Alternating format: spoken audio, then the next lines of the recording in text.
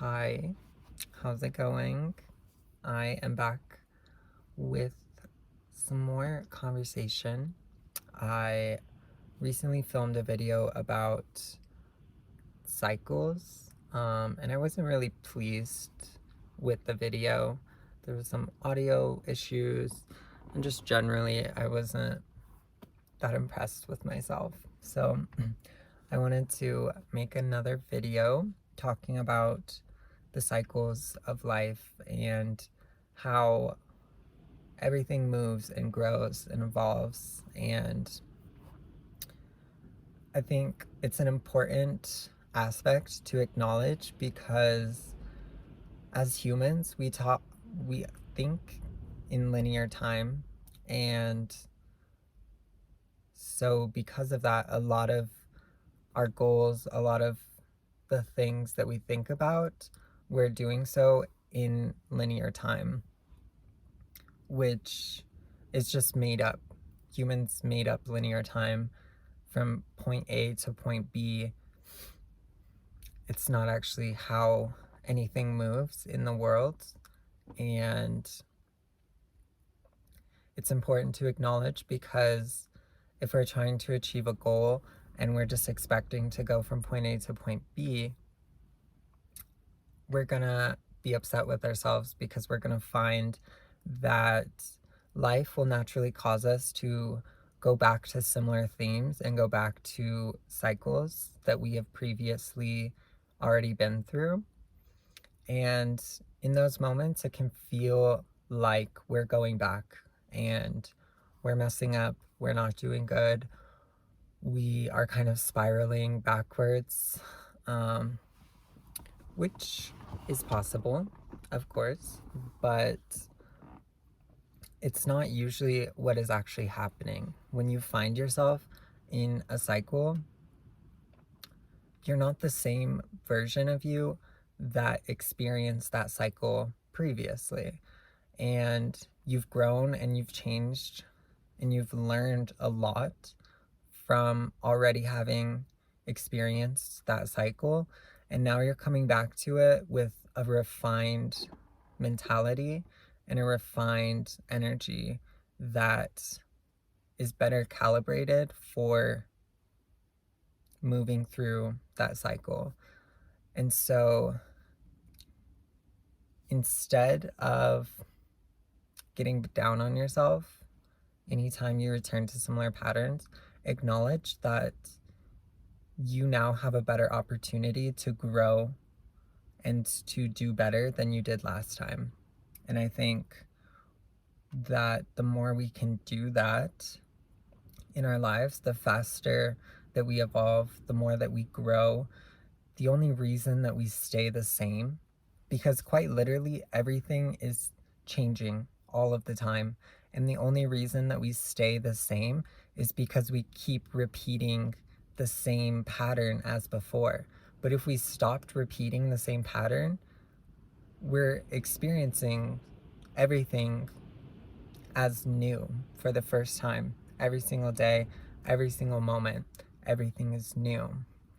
And the only reason that we're not able to evolve and grow in the ways that we want is because we're clinging on to all of the past versions of us, all of our trauma, all of the life that we've lived previously has caused us to relate to life in a certain way. And if we don't learn to break out of that habit, we can just keep repeating that habit over and over again. And even in that case, you're not repeating the same cycle. You're doing it and you're growing still. So even if you're not actively trying to better yourself or whatever the case, like as you move through life, it's naturally going to cause you to evolve.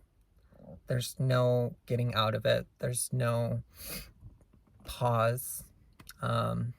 Everything has to evolve, whether that be through, I don't know if this is correct to say like nurture or nature.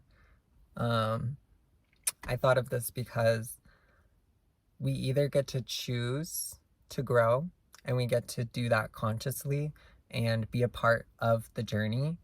And that is actually a lot funner way to do it, because there's going to be a lot less resistance involved, which makes us feel better, right? When we are driving the car, it feels better than just being whipped around by life and not knowing what's going on.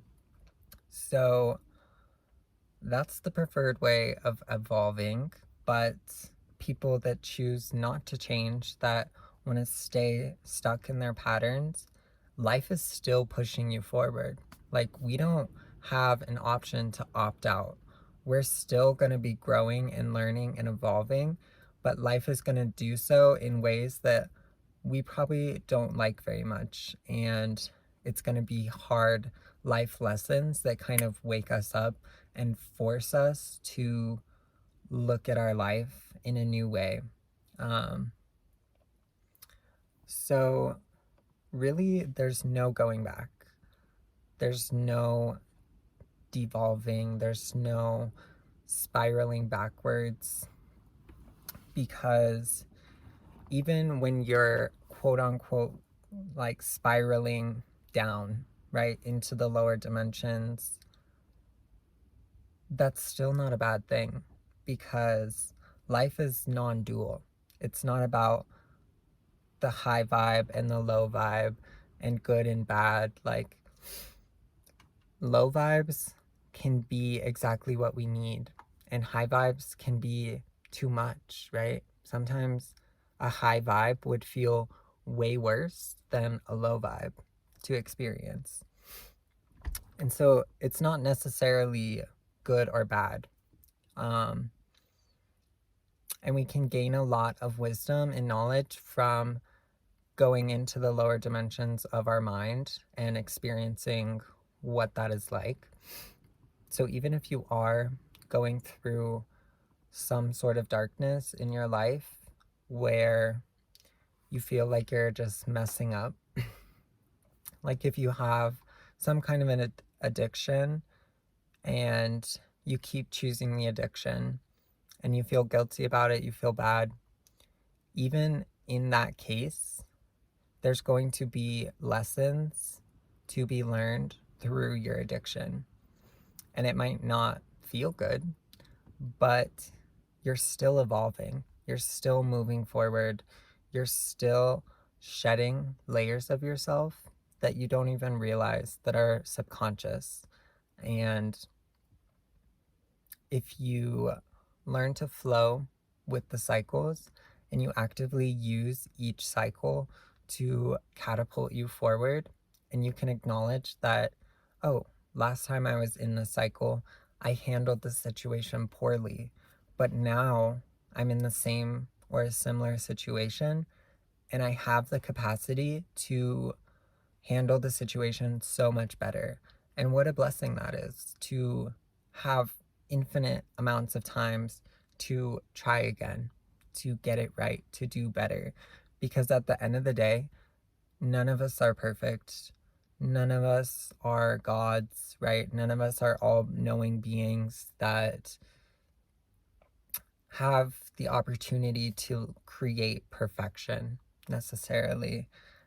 And that's not the goal. That's not the goal of life. And it's more about refining your life that fits around your needs, because at the end of the day, you deserve to live a life that you feel good about. And that's where it ends. Like, it doesn't matter if you have all of this money or if you're doing whatever. Like, if it's something that you want, that's all that matters. And if money makes you happy, go for that. But don't do it because society expects you to. Don't mold your life around other people's needs, because you're never going to be satisfied when you do that. You will only be satisfied when you meet your own needs. And from that place, when your needs are met, then you probably have more capacity to meet other people's needs as well. So, all in all, cycles are refining our soul. When you look at our soul compared to this lifetime is a blink of an eye. And it's not about getting everything right in this lifetime and being the perfect person. We all have the capacity to embody our soul's purpose and to live a life that is honoring that, which will ultimately bring us fulfillment and well-being and purpose. But that's not to say that if you don't accomplish that in this lifetime, you still have done so much work in shedding layers of yourself, in handling different karmic situations or different lessons that have been in your lineage's DNA for who knows how long. You're still bettering yourself, and you will have another time and another time to do it over again. Yeah, that's all I have for now. I thank you for watching. I thank you. I hope it was helpful. I plan to be posting more, so look out for my face if you want. And if you don't, period, that's cool too. Anyways, goodbye.